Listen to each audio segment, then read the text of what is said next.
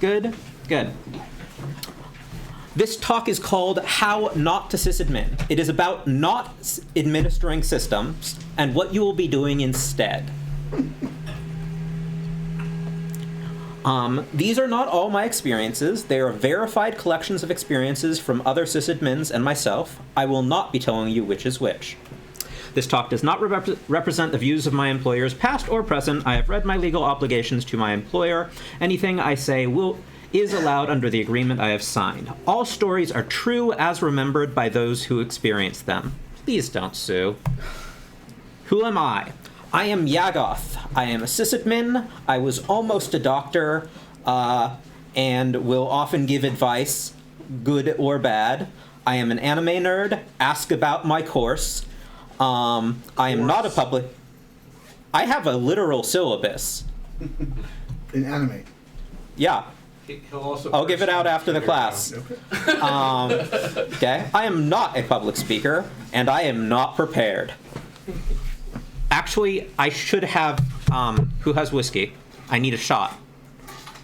Fine. Yeah, why don't we make first-time speakers take shots? This isn't DEF CON. We don't have that kind of money. Next time, I'm bringing my own whiskey. Welcome to Corporation Incorporated. You've been accepted as the new sysadmin. It's not actually the job you applied for, but it's what it says on the offer letter. Anyway, it better matches the job description. So let's go with it. Today is your first day. Let's go through the steps. Step 1, map the network. Get on the guest Wi-Fi. The password is helpfully written on a whiteboard visible from the street. Enumerate the network. It's flat. More on that later. But you can enumerate the network from the guest Wi-Fi. Yes, you can. Step 2, get hired.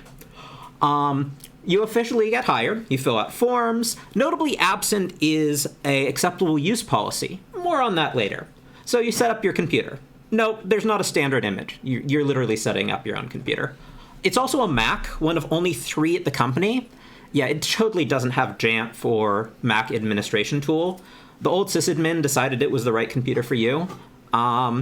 So play with the Mac that you now own completely.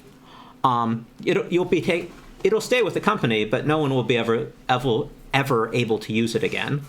You'll need to make a personal Apple account to get signed in. Get on the corporate Wi-Fi. Don't worry, the password isn't written down. But it's not Radius. It's also on the top 20 passwords list. I'm not kidding. Wait. You're saying some of these are real at your job and some of these They are fake? real at jobs of system administrators. All right. Makes it easy for red teamers. So, who's my boss? HR or possibly the CEO's secretary. Technically, you're part of engineering, but you should really follow the secretary's instruction. You're not actually going to meet the CEO, your real boss, until the company party several months from now. Expect the new IT boss and other random departments' heads to be root on 60% plus of accounts. You won't have those passwords, but luckily, they'll be easily guessable. Time to set up security. Cameras. Physical security is really important here. No. It's an insurance thing for HR. They want to be able to cover their ass in case there's an accident on the factory floor. You're going to learn that what HR wants, HR gets, period. Extra point if HR at your company doesn't actually work for your company, but is a plant from the investment firm that owns them. So you finished your first day. Day 2. It's raining inside the building. Call facilities. Your phone rings. You are facilities. Get introduced to the help ticket system. Contact your friends on the help desk. Your email pings. You are the help desk. Day 3. Corp Incorporated is setting up a new office. You need to make sure everyone can use the network. Your predecessor arranged for a company, Pulling My Leg LLC, to pull wires for the new building. But you got an odd call from the contractor. They want to know where the electrical is so they can avoid it during its installation. There is no electrical. New job. Arrange an electrician. But wait. Hasn't HR and the CEO's secretary been having weekly meetings about the new building? Yes. Were you invited? No. What did they talk about? Tables and blinds, mostly. They paid a contractor $1 million, but they're not responsible for electrical. I'm not entirely sure what we paid the money for. But Corp Inc. is an efficient company. There's the room where it happens. And then there's your room. So did you just have studs with no drywall? You will find a different collection at different companies. Sometimes you'll have studs. Sometimes you'll have a complete office that they decide to rip out. Sometimes there will be an existing electrical system, but no one's paid the bills in so long that the electrical company won't hook it up. Step 4, onboarding. Not yours. It's a new employee. I know it's day 4, but you can get through it. It's just fine. So it's time to set up a new computer. Remember that we don't have a standard image. You're going to need to get to that soon. So you get the onboarding checklist for new employees from HR. Yeah, Corp Inc. doesn't have a standard operating procedure. They have more of an onboarding tradition. Okay. You will be making several checklists today. HR will thank you for forwarding the onboarding checklist to them, and they'll get around to approving it soon. There's still a distinct lack of an acceptable use policy. You're going to get started on that one next month. When the new employee arrives, they're going to say it's impossible for them to do their work without an M1 Mac. You've already got a computer for them. It's all set up. But you're going to be ordered to drive to the store and buy them a new one. Note that this company is 99% Windows. The Mac will not have jam. This is real. This is you. There's no way somebody else had experienced that. That sucks. Actually, only half of... Well, no, I'm not saying! So were they like doing Apple or macOS app development then? Okay, to cover your butt, you're going to answer as if all of these were you. Okay. But half of them are not, so you're making No, they're them up. probably in marketing. Okay. Also, the graphic designers sometimes, they will be using Adobe, though. Because Adobe's amazing. Day 5. Look up the definition of system administrator. Noun, one who manages or maintains computer systems and software, as for a business or institution. 2.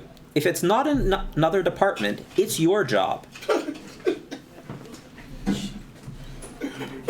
giving Jared flashbacks. The N+1 horrors you will meet at Corp Incorporated.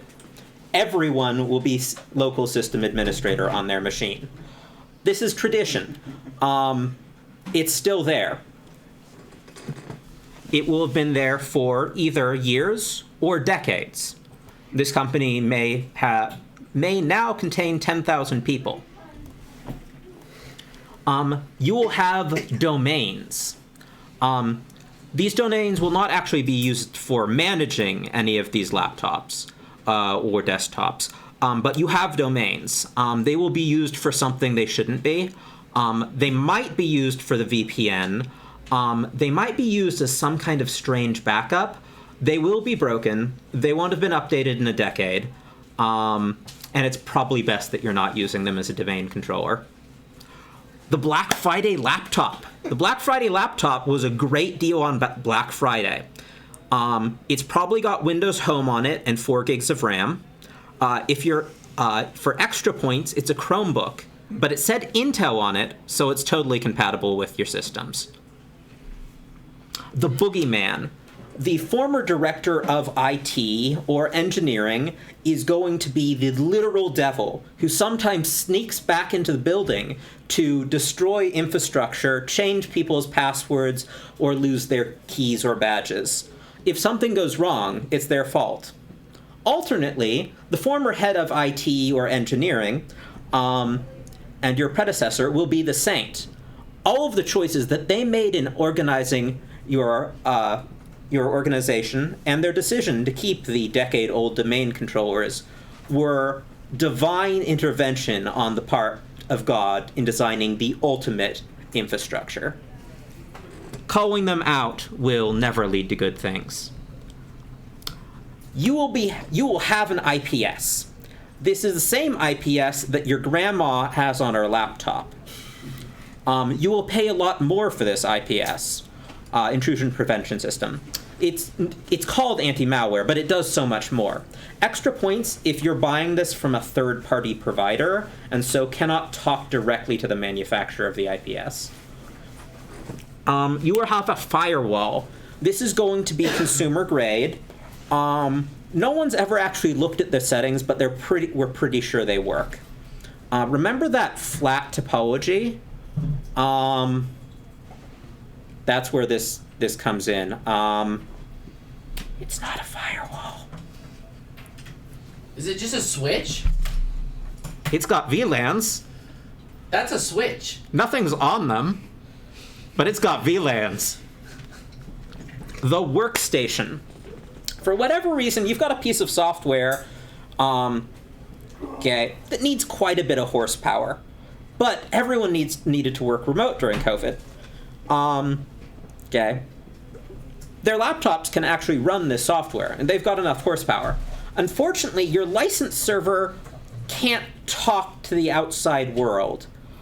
You don't know why. It's always been like this, and unless you have a fallover plan, you can't mess with it without taking down the company for weeks. So you'll leave it as is. Each time a new employee joins, you'll spend $5,000 on a workstation for them, and $2,000 on an engineering-grade laptop, at least, so that they can run the software that doesn't work away from work on their engineering-grade laptop. They can VPN into their $5,000 workstation to work on the specialty software, because they can't actually use their laptop at home. These laptops will never be used to run this specialty software, but it's important they have the specs to enable them to run it. Wait, why won't it run it? Because it can't talk to the license server. Because it's blocked by, it's IP bound, or? No, it used, under test environments, you can talk just fine to the license server. It's just in your environment that you can't talk to the license server. It is called the N+1 horrors for a reason. How did you not quit? Like, or am I getting ahead of myself? How did people not quit? He got fired before he could quit. Money? No, someone did quit. That's why he's there. Okay, now we get to your service stack. You will have Microsoft Office Suite, probably several different versions, Google Office Suite, and at least one other cloud storage provider, probably Dropbox. These are not used for redundancy. Finance will continuously complain that you don't need all of them. The rest of the company will threaten to murder you if you try and retire one. You will probably be using Outlook on top of Google, and then some mix match to talk between them. It doesn't have to be Google, M365 Google. Sometimes you can reverse that. Ideally, you're running off of Comcast's old email service. You will have backups. These backups have not been functioning for the 6 months prior to getting to the company, and someone else will be delegated to making sure the backups are working again. You will be forbidden from touching these backups, because we have to make sure they're secure. You will have storage. This will be probably via your random cloud provider, despite you paying Microsoft Office and Google for storage. Because the CEO needs to store in the Office suite, and one of the people on the board of investors. They're not actually an employee, but they need to be able to put things in OneDrive so they can share it with the rest of the board. They'll also probably be admins on the 365 account. No, not employees of the company. Your common help tickets. All problems can be solved with more RAM. Never mind that they only use Excel, and they've already got 16 gigs of RAM and an 11th generation i7. They need more RAM. It's important. You need to fix the Wi-Fi at someone's house. It's not technically your job, but you need to fix it. Extra points if it's in their at their ski villa in the middle of nowhere. Okay, triple points if the Wi-Fi belongs to someone else. Quadruple points if the Wi-Fi belongs to a hotel and they're not on the VPN. You will fix the hotel's Wi-Fi, and on at least one occasion. Okay. Ticket 3. My internet is slow. There are many reasons for the internet being slow, but my particular favorite is when you back up the entire cloud for your department to your personal computer. Extra points if the automated backup system then backs up every single change to that downloaded cloud. Why are they doing this? Well, they wanted to access the cloud faster. Why do they have permission to do that? Why does anyone have permission to do that? Refer to the saint or the boogeyman from the prior slide. Probably the saint. To that person. Yeah. My internet is expensive. Okay. The internet at your employee's home will be too expensive. Never mind that they live 30 minutes from work. But they keep hitting the data cap, and they will probably show you a screenshot of their Comcast bill, quite possibly with their account number. Okay. Why is it so big? This is because they were backing up the company's cloud to their computer, and then backing up their computer, if you're really lucky, to something other than the cloud, or at least a different cloud.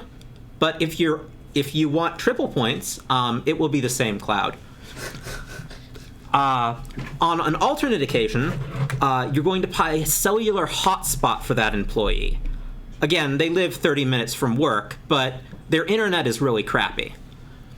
Low disk space, yeah, that's that cloud again. And or the saint and or boogeyman has installed Wireshark on their computer and has been capturing packets for the last 5 months. The hotel Wi-Fi is slow. You will be asked to fix this. You will succeed in one case. What's yours is ours. Never, ever, ever loan your hardware to work, especially if it's to solve an urgent mission-critical problem. You will not get that hardware back, because you have solved the problem, and therefore the problem no longer needs to be solved. Never mind that the hardware is consumer grade and not meant to be used in that purpose, or that it happens to be yours. When this hardware inevitably fails, you will be asked why you used consumer grade crap. Okay, this is usually an AP, but it might be the switch. You might have brought in your own firewall. Now, your network is large. Your users need to be able to access company assets from their phone. You will be obliged to, but it's not actually approved to provide support for personal devices.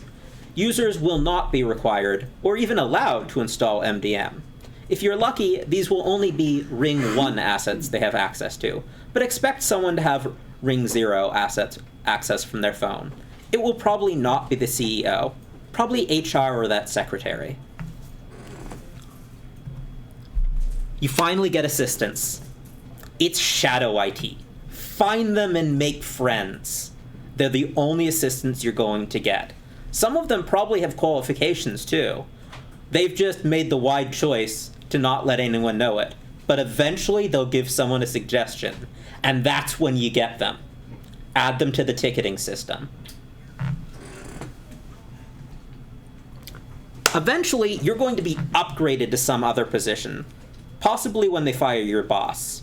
You'll probably get the correct pay almost immediately, and you'll get your benefits. That might take a bit. However, you never get any actual documentation indicating your new position. You will request it via email, probably once a month. Requesting it via registered mail is a good idea. It's good for covering your ass. Eventually, your company is going to be acquired by a special purpose investment firm. Okay. This firm will have one IT person, and this firm, we're going to call them Lunatics LLC, will probably have other investments in fintech and cryptocurrency. Why they have those investments and your company is unclear.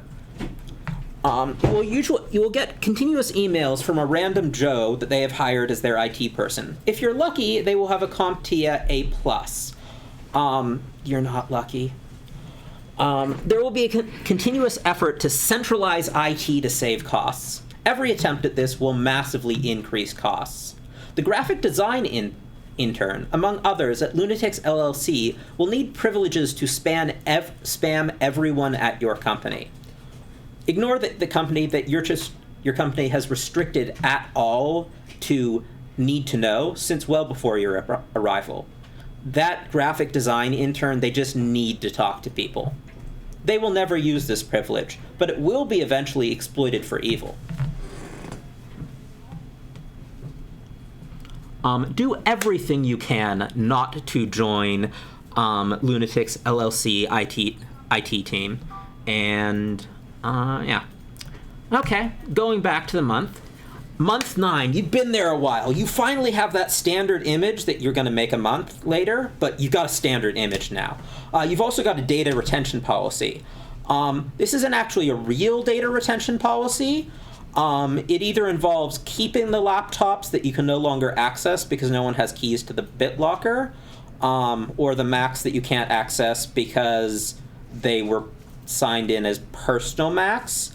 But if you're lucky, you'll be able to pull the drives. Okay? In rare cases, you'll be able to back up to that decade-old Windows domain controller. Month 10, you're going to have your first major incident. An employee who has their personal email on their work computer will get an email indicating that their PayPal, Amazon, Netflix, Yojimbo account has an account ready to order. And they'll be curious, so they'll call the number. The helpful person on the other side of the phone will be very hard to understand because they speak English as a third language, but will convince your employee to install TeamViewer or one of its ilk on their work computer. You're very lucky because after 45 minutes, this employee gets irritated with the support they're receiving from PayPal and says, I'm going to talk to my company IT instead. You will have no logs. They will not have been on the VPN. And that fancy new endpoint protection that you bought to replace McAfee antivirus on all of the company's computers won't alert on TeamViewer and its ilk. That's something you have to set special. You'll discover this in a talk with them that was scheduled to happen a week after the incident. It's at this point that you're going to discover that those backups that had been delegated to someone else only covered about 80% of the company. Guess which computer wasn't covered? Yeah, you probably guessed right. Man, that always happens. That's not even kidding. You always get compromised by the hosts that don't follow the standard, not the people who are following the standard. It's almost like the standard's there to help us. Well, and the people who follow it aren't the people causing problems. Yeah. Sorry. Yeah. Month 11. Anyone recognize this number? Hands. Who knows what this number means? I know. Okay. I know some of you should be raising your hands. People who went to SANCOM? Yeah. No one's gonna raise their hand. What is it? I can't remember. Okay, this is the amount of time a company spends on social engineering prevention per year, usually about 2 hours. You start writing up a social engineering training course. Okay, and eventually start to get CEO buy-in. This is why employee A allowed unknown to access the entire department's either engineering, probably marketing, or business development, though, for 45 minutes unattended. Yeah, but you'll start closing up that incident soon. It's fine once you actually get their computer shipped back to you, because again, yeah, you don't have direct access because they're not part of the domain, and it's not backed up.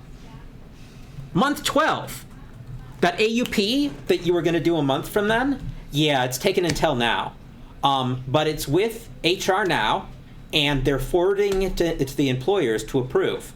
You finally got an onboarding checklist, and that's finally getting forwarded to the lawyers and got approved well. Offboarding, we've got a checklist now. We're even actually asking for people to give back their keys. Not their badges, but their physical keys. That's on the list.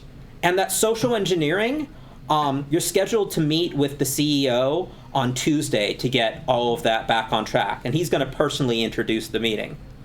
On Monday, I've got this reversed. On Monday, you are meeting the CEO. On Tuesday, you'll be asked to offboard the CEO. The next Monday, you will be asked to offboard yourself. Lunatics Incorporated's investment in that crazy cryptocurrency firm has tanked their stock. Your company's doing fine, but they need to save money everywhere they can by cutting the staff of every one of their profitable companies by 10%. Unemployed day 1. You get a call from your former colleagues. Do you have the password to X? Or better yet, we need the 2-factor for Y. For triple points, that 2-factor goes to the company phone number that they disabled when you were offboarded. Takes a lot to get those numbers back. Unemployed month 1. Hey, do you have the password to X? Extra points fits the same password. So, what do we do? It's your problem now. You are part of this industry. This is the norm. This is not my horror story. This is the norm. Okay? Forget all of your fancy firewalls. Forget your O-days. You don't have a cheese grater. You have the holes punched out of a piece of paper arranged artfully on a table. This is what you are trying to secure. Do not assume, there is not least privilege at your company. This applies to company of 20 people or 10,000. And I'm not kidding.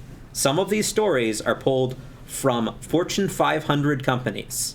Some of these stories are pulled from government agencies. What's the solution?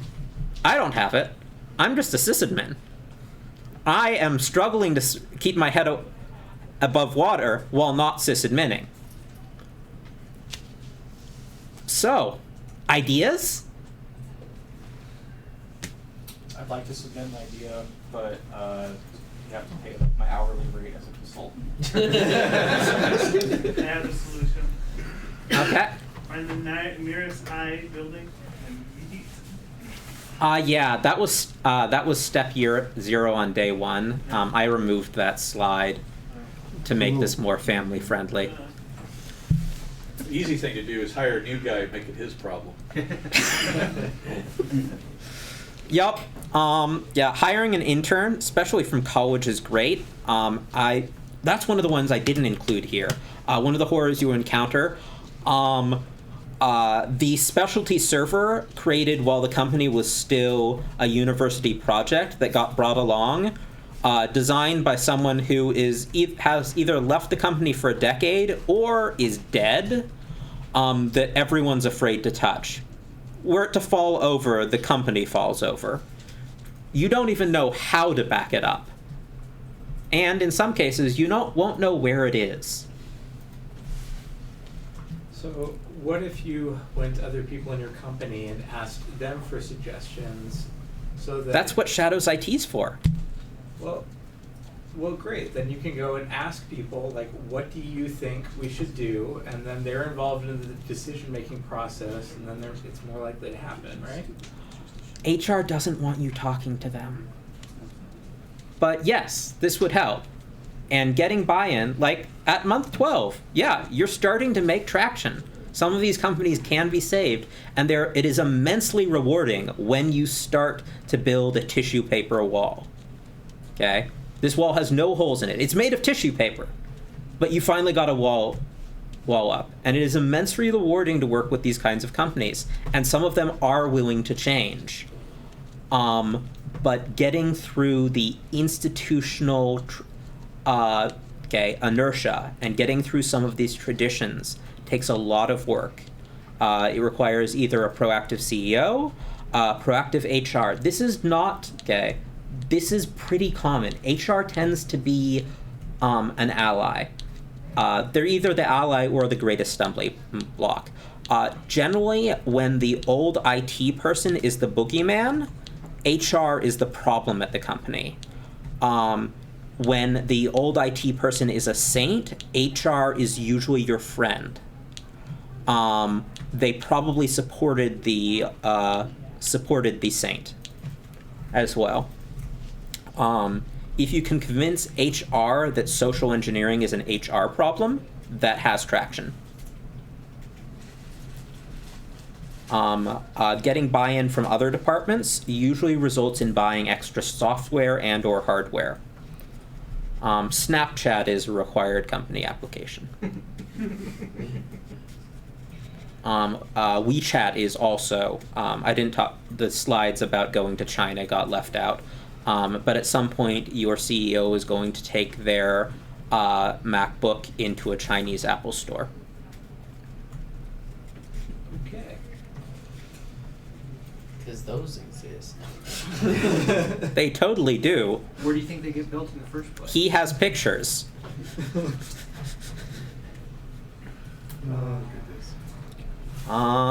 Yeah. I do think a lot of this winds up being software tooling problems where the software that is available to solve these problems doesn't work well, and then so it doesn't meet the user's requirements, so then it doesn't get used.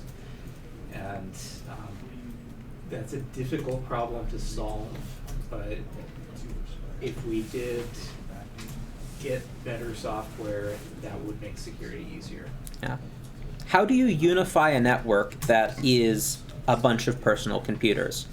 Personal computers owned by the company, mind you, but it's a bunch of personal computers. The traditional method is going around to each computer and doing the work, and hopefully, or sending out an email to everyone who has the computers, asking them politely to install them. Hopefully what you're sending out is some kind of management software that can phone home so you can tell. But do we have a better solution? Because they are all on this flat network. You said no domain? Or they're not joined to a domain. If there is a domain, it will have very few members, never the entire company. It might be used for something. Perhaps they've got a payment system that requires a Windows domain. This payment system will probably use Windows Server 2012 or something along those lines. You may not own this server, but you will have guessed its password. It will be Corp Inc. 1234. $. It doesn't require symbols. But yeah, anyone know a way? Wait for everyone to leave and then go to everyone's computer individually. This is a very productive method. Sometimes I had to do that. I don't know. Well, and if you're lucky, you have admin rights to the machine. Sometimes you will. If it doesn't have BitLocker, you can just give yourself admin rights. Exactly. Yeah. I don't know, other than a nuke, sometimes. Nuke it from orbit is the only way to be sure. Yeah. Sometimes that acquisition can be helpful. There will be a splurge of money. But yeah, that's about 50% my experience in IT, and then 50% collected by some people who might even be in this room. Dun dun dun, not me. You know, I do think that this idea of just going around everybody's computers could work. It's very time consuming, but you Yeah. could say everyone's computers need to have periodic Stand up an Active inspections. Directory. I feel like this is not your problem. Right. Whose is it? So this problem doesn't lie in the sysadmin itself. It lies in the management that hires the sysadmin. Right? So they obviously do not care that these problems exist. But the management is from accounting. Yeah. Yeah. Finance or HR is the one who's your boss, remember? Tell them to- Yes. Or maybe engineering. Right. Tell them to give you an Active And so they obviously do not care about the problems, and so Do not care or do not understand? probably both. Right? Because if they cared enough, they would know that they don't understand it and let you figure it out. Right? And then you said this is what you need, and then they give it to you. But how do you find time to figure it out while you're working on hiring an electrician to the new building and making sure everyone is getting serviced at the help desk? So you gotta let some things burn. like I'm not even kidding. And that's how we make friends? No. So you gotta let some things burn and say, I'm really sorry this happened. You know, I didn't do it, but this is the reason. And you sit down and you do a really nice root cause analysis. And you say, these are the exact root causes. If you want it to go away, this is how we fix it. And if they don't listen to you, it means the business doesn't care. And it's hard to work in a position where they don't care about what you're Yeah. doing. Mm-hmm. I actually had this exact experience where a business was running all of their network stuff off of just consumer switches. And I'd recommended to them multiple times, you should upgrade to something that is more managed. I didn't out him. He outed himself. They never did this at all. But it ended up coming to a point where one of their employees took one of their IP phones and plugged both ports on the IP phone into both ports in the wall, took down their whole network. It was not you. And it took me, after I got there to work on it, it took about an hour to figure out where it was coming from. And in the time they'd had enough lost sales, they said, okay, fine, let's get some better switches. And ever since then, when I've told them with their network stuff, hey, we should work on upgrading this, or hey, this is getting old and we should replace it, Yeah. they listen now. And downtime does get action. Yeah. Sometimes. So, that one system that I came in and consulted, they needed a new storage piece of hardware where they weren't on a domain. So, the solution I came up with was to put the storage on the domain, and then to configure all of their machines to access this new storage that they bought. It meant that I had to go around and join them each to the domain, which then allows you to use group policy to push whatever you want to those machines to secure them down in the future. So it If you just want your becomes storage, you have to It's not that if come. you It's want the it, carrot. we need to configure your machine so that it can access the new whatever Yeah. you bought. Which entails other things. Which And you, yeah, that's a good point, because it's like this is a feature upgrade, not a downgrade of you no longer have And everyone admin. will line up to have their machines on the domain, not knowing that they're being put on the domain, they'll line up to have access to that new device. Mm-hmm. I can give some university answers. Let's hear it. How do you know some of these aren't from a university? I know some of them are from the university. What I mean is I can give the answers of the way it's supposed to work in a glorified world. One, asset management. Like I said, glorified world. I have not seen a single company in the whole world that has ever solved the asset management problem. Oh no. Sorry, you go. Like I said, glorified world. Asset management. You can't fix what you don't know. That's just a lot of these suggestions also come from me working in tech support and seeing many third-party companies and many failures from other companies. Asset management. You can't fix what you don't know. Mm-hmm. Another one is... Let me introduce you to a word. Plausible deniability. It's 2 words. Concept. So HR might like asset management a lot. Oh, HR will love assets management. They don't want to participate, but they love asset management. Mm-hmm. And the other thing is understanding the user's needs. Because sure, you can take local admin away, but you're going to break something. Which is why you need to understand the user's needs. And it may, but the reality is in the glorified and normal world, you can't support every software that they need. I haven't seen very many places that have been able to take away admin privileges on endpoints. Once they get used to that, yeah. It's hard because they build their workflows around it, and no company starts off that way, right? And so you either have to break things and expect to have downtime, or you just stick with everyone having admin and just hope it goes okay. There are companies that do it and they're successful. It's just not common. Mm-hmm. Also, being able to identify who you can, ideally nobody should have, or nobody but SysAdmin should have admin, but identifying who to target in regards to not making sure that you take it away first. No. Some people have been successful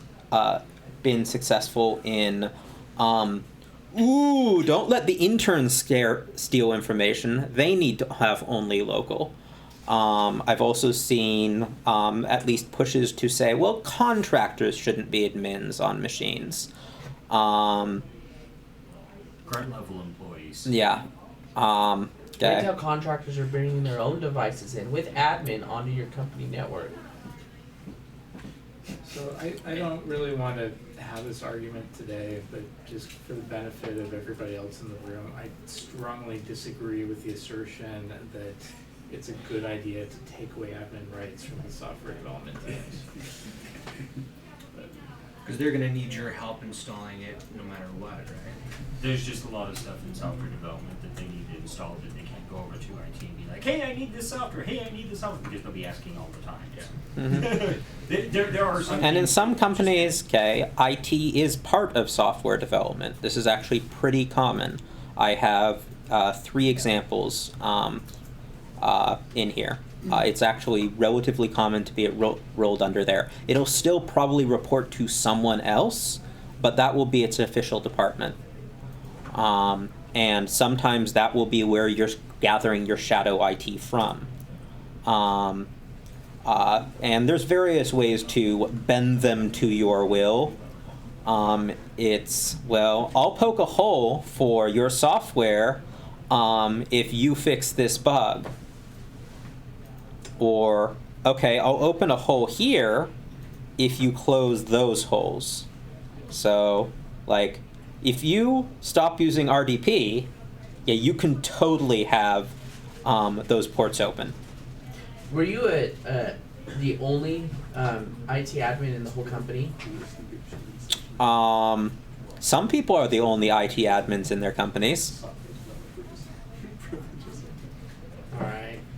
Quite a few people. Sometimes you can get the answer down to compliance if you're lucky. Compliance is a useful stick. You can't use it too much. And in a lot of cases, especially in the medical industry, compliance will fix that when we get caught. Sometimes even when there's criminal aspects, getting caught is thought of as less expensive. Okay, we're talking in 2017 Windows XP systems with privileged patient information, with public IPs. This one I only have one example of, but this is very much a thing that has happened. I think they just got acquired. Yeah, so it's a hard problem. I feel like the security community isn't as aware of it. They're like physicists with spherical cows and uniform and infinite planes of uniform density. They assume some level of logic in the networks that they are trying to defend. And that is a problematic assumption. Yeah, the art of self-healing software, I think, is somewhat lost. I'm not talking about AI. I am talking about software that does well in degraded modes of functionality. Like with no internet access. Yes. No internet access, running on older OSs. Maybe it has a mode that runs great on that Chromebook or runs great with very little RAM. And I saw this, this has been seen. Okay, I'm gonna just say I saw this even among IPS endpoint protection providers and IPS IDS providers. Often they don't care about the low end. Like, oh yeah, we're going to totally do that, but no, we don't have a mobile product. Or, yeah, we don't do Chromebooks, or there's a minimum of 4 gigs required to run this. And that's the market segments that's vulnerable. That's what needs protection. And there's a market there. But it seems to be invisible. So what industries or what companies are getting this right? I know medical isn't. I know government isn't. I know automotive isn't. I think government usually does pretty good. What? When I say government, I'm including government institutions and state institutions. Alright. So like a school district. School districts are your classic offenders, but even things like the Department of Workforce Services, Social Security Administration, The DMV. the DMV. So who is getting it right? There is no industry that is getting it right, as far as I can tell. This is pretty much every industry. The startup software industry seems to be some of the people getting it the most wrong. I've seen a lot of really good SaaS companies that get this right, because they're started by usually a tech person. Usually started by a sysadmin. And tech-minded, and so they're willing to invest the money into doing things So right in the beginning. I'd say Security companies get it right. Security companies get it right. LastPass, Not all McAfee. of them. Not all of them. But as a whole, I think they're doing better than most. The security companies are doing better than most. Medical it's hard to tell. The problem with medical is that they can't go and patch their stuff all the time because then they have to go through recertification and revalidation. And And all each- the rules about keeping people from dying keep them from getting patched, right? Yep. And that's kind of That said, Too. the medical industry does like to use that as an excuse. Since 2014, the FDA has had special patch exception rules that let you patch 510K and Class 3 de novo devices. So these are the most dangerous devices. This is artificial hearts. Okay, though admittedly, software on those we don't like to think about. But you can actually issue patches as long as you start with a patch management policy in your original application. And if you reapply and add a patch management policy, you are still allowed to update those devices as long as your patch falls within the approved patch management policy. yeah, it's complicated. Okay, and that said, and the patch management policies, you can get away with so much. So much. The best part is external libraries.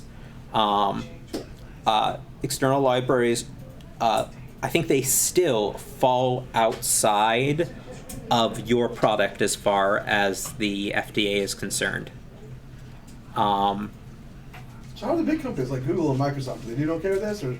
I don't know. They do.